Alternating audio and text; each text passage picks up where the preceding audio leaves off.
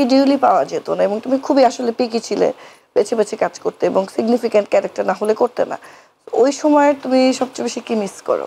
আমি মেকআপ রুমের আড্ডা অনেক মিস করি। মেকআপ রুমের আড্ডা অনেক মিস করি। আর মাঝে মাঝে কিছু ক্যারেক্টার টেলিভিশনে দেখলে আমার মনে হয় যে এটা আমি করলে ভালো করতাম, বা এখন যেটা মনে হয় যে এই ধরনের নেটফ্লিক্সে অনেক মুভি আছে, অনেক ভালো ভালো সিরিজ আছে, যেগুলো দেখলে মনে হয় যে এরকম একটা গল্প বাংলাদেশে কেন হয় না, কেন সুযোগটা হয় না, কেন হয় না, বা এই ক্যারেক্টারটা আমি করলে মেবি অনেক ভালো করতে পারতাম।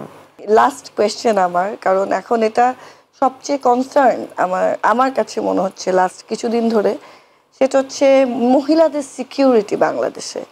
আমরা তো আগের গভর্নমেন্টকে রিজেক্ট করেছি, রিজেক্ট করে নতুন স্বাধীন বাংলাদেশ গড়ে তুলেছি, কিন্তু এই স্বাধীন বাংলাদেশে ভরা বাসে রেপ হচ্ছে। দুজন মেয়েকে, অফকোর্স ওপেনলি তুমি আমরা কখনোই সিগারেট খেতাম না, এটাও যেরকম এক্সট্রিম, রোজার মাসে ওপেনলি স্মোক করা, মেয়ে হোক আর ছেলে হোক, আবার এটাও এক্সট্রিম তাদেরকে অ্যাটাক করা, মব তৈরি করে তাদের কাপড় খুলে ফেলার অবস্থা হওয়া। এটা শুধু ছেলেদের অবক্ষয় না, এটা মানসিকতার অবক্ষয়।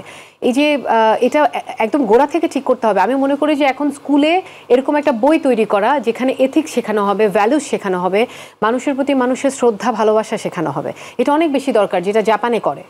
জাপানে ছোট ছোট বাচ্চাদেরকে এটা আলাদা করে লেসন করায়। আমি মনে করি যে বাংলাদেশে ইংলিশ মিডিয়াম, বাংলা মিডিয়াম যত স্কুল আছে, সব স্কুলে এখন মানে পড়ার বইয়ের, মানে আমি মনে করি পড়ার বইয়ের থেকে পড়ানো ইম্পর্টেন্ট এগুলো, যে এথিক্স কী জিনিস, ভ্যালুস কী জিনিস, নর্মস কী জিনিস, ফেয়ার আনফেয়ার জাজমেন্ট কী জিনিস, এগুলো বাচ্চাদেরকে শেখানো উচিত।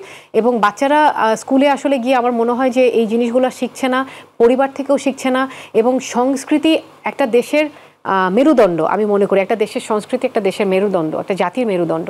সেই সংস্কৃতিতে আমরা পিছিয়ে গেছি, সংস্কৃতিতে আমরা ভালো কিছু দেখাতে পারছি না। সো বাচ্চারা দেখবেটা কি, শিখবেটা কি? তো বাচ্চা যখন দেখবে না, শিখবে না ভালো কিছু, তখন সে বড় হয়ে তো এটাই করবে, চুরি করবে, রাহাজানি করবে, হাইজ্যাকিং করবে, মেয়েদের গায়ে হাত দিবে। এটাই তো হবে। আমাদের গোড়ায় যেতে হবে, গোড়া থেকে সব সংস্কার করতে হবে। তো তুমি কেমন বাংলাদেশ দেখতে চাও? আমি অবশ্যই এরকম একটা বাংলাদেশ দেখতে চাই যেখানে হচ্ছে আমি এবং আমার সন্তানরা এবং আমার সমস্ত পরিবারের মানুষ, আমার চেনা অচেনা যারা আছে, পুরো দেশের মানুষ নিরাপত্তাহীনতায় ভুগবে না, যেটা আমরা এখন ভুগছি প্রতি মুহূর্তে। থ্যাংকস আ লট। দর্শক, আজ এ পর্যন্তই। হয়তো আরেকদিন রিচি আপুর সাথে গসিপ হবে, রিচি আপুর জীবন নিয়ে আর অন্যদের গসিপ নিয়েও আমরা আলোচনা করব। সে পর্যন্ত সবাই ভালো থাকবেন, সুস্থ থাকবেন। আজকের মতো এখানেই বিদায় নিচ্ছি। খোদা হাফেজ।